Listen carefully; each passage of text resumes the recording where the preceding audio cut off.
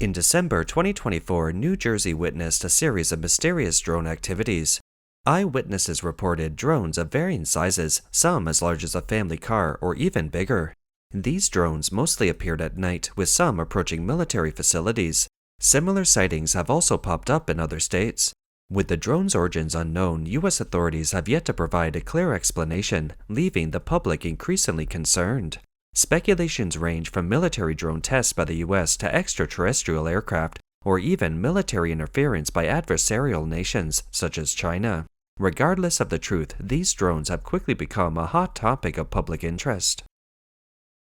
On December 17th, Voice of America published a report titled, U.S. Congress Moves Forward with Bill to Ban Chinese-Made Drones. The report states that according to the Center for Strategic and International Studies, CSIS, China's DJI technology company is the world's largest commercial drone manufacturer, holding 90% of the U.S. commercial drone market and approximately 80% of the global market. China's DJI has almost monopolized the global drone market. DJI, founded by Wang Dao in 2006 and headquartered in Shenzhen, China, is a world leader in drone manufacturing. With its innovations in technology, image quality, user experience, product variety, and after-sales service, DJI has consistently maintained its position at the forefront of the industry. Moreover, drones play a critical role in China's global strategic initiatives, and DJI benefits from substantial support in policy, funding, and technology from the Chinese government. First of all, drones as an emerging technology are a key component of future strategic industries. The Chinese government has introduced multiple policies to promote the development and commercialization of drone technology, encouraging continuous innovation in this field. Secondly, as China's largest drone manufacturer, DJI has become a focal point of government support, receiving substantial funding from both central and local governments. Drone research and development costs a lot of money. Much of this funding comes from China's scientific research grants and special subsidies. Additionally, DJI benefits from various incentives, such as tax breaks and other preferential policies. Thirdly, DJI has received a lot of funding and policy support from the Chinese government, which is unfair to other international competitors. In addition, the Beijing authorities provide additional diplomatic support to DJI as it entered the international market. In the face of the US and other countries blocking and sanctioning DJI's technology, the Chinese government specifically provided legal assistance to help DJI navigate sanctions while at the same time promoting DJI's technological self-sufficiency. In addition, the Chinese government has also increased its procurement of DJI products in the domestic market, continuously supplying DJI with blood. Finally, DJI has benefited from China's robust manufacturing base, which enables it to efficiently produce, assemble, and deliver its drones to the global market at a very low cost and maintain a stable supply.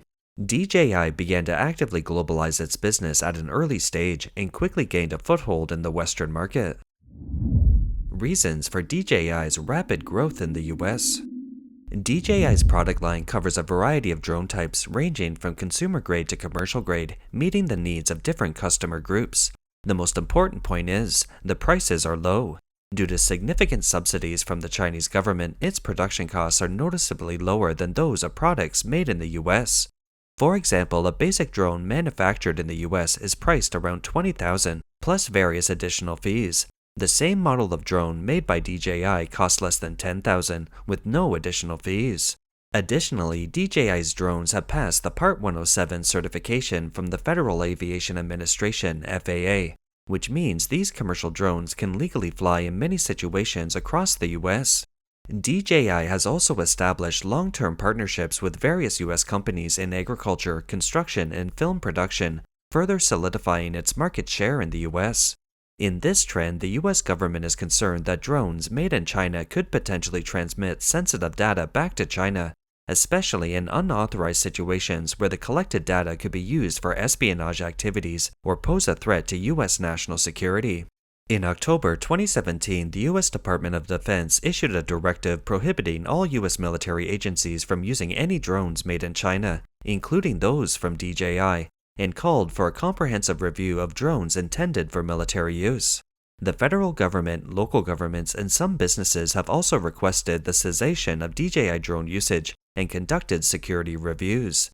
Despite this, DJI's drone business in the US continues to grow rapidly. Some media reports indicate that although DJI drones are popular in the US, they are still viewed by Washington as a national security threat. The report mentions that according to an organization called Public Secrets, DJI spent $1.6 million on lobbying last year. So far this year, DJI has disclosed spending of at least $310,000 in the Senate. Some of this funding was used to arrange meetings between emergency rescue personnel using DJI drones and lawmakers. The company has also funded a website called the Drone Advocacy Alliance. The two administrators of the website stated that part of its purpose is to raise awareness about the Anti-Communist Drone Act, while also providing a channel to connect with relevant legislators. Recently, DJI opened a store in a prime location on 5th Avenue in Manhattan, showcasing drones priced between $279 and $9,000, which serve a variety of purposes, including amateur and professional photography and videography. U.S. Congress advances legislation to ban Chinese-made drones.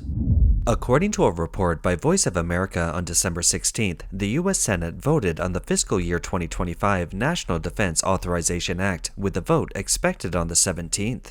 The bill includes the Countering Chinese Drones Act, which plans to place Chinese drone companies such as DJI and Daotong Intelligent on the Federal Communication Commission's covered list. This will prevent these companies from using the U.S. telecommunications infrastructure, thereby mitigating the national security risks posed by their telecommunications equipment. Chairman of the House Homeland Security Committee Carlos Jimenez stated, "We need to ban Chinese drones immediately, and users must seek suppliers from other countries for drones. This will also encourage American companies to start producing drones themselves. We are all concerned about balloons flying over the U.S., and these drones pose similar risks, as they are linked to China and their manufacturers, with all the information being sent back to China. We cannot rely on China, we must rely on ourselves."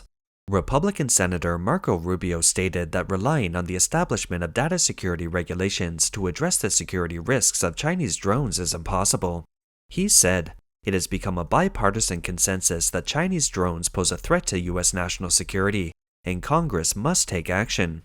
They are a huge vulnerability. Everyone is saying, let's continue buying things from China, we just need to make sure they are safe. But that isn't achievable. Drones require constant software updates, and we can't ensure there are no vulnerabilities." David Benowitz, Vice President of Strategic and Market Communications at American drone company BRINC and former employee of DJI in Shenzhen, said, "It's difficult for us to continuously assess DJI's products because some backdoor chips aren't initially installed in the drones, but are added after production is completed. We've encountered this situation before. Rogue countries do indeed install backdoor chips in consumer products for espionage activities." Michael Robbins, the leader of the International Unmanned Systems Association AUVSI, headquartered in Virginia, told Voice of America, "We often hear claims about the irreplaceability of Chinese drones, but that is false propaganda created by Chinese companies. There is a common misconception that public safety departments can only choose Chinese drones, but this isn't the case. This is disinformation spread by Chinese drone companies and their spokespersons. Thanks to investments in innovation and advanced manufacturing, drone companies in the US and other countries have narrowed the gap with China, and with continued investment, this gap will completely disappear."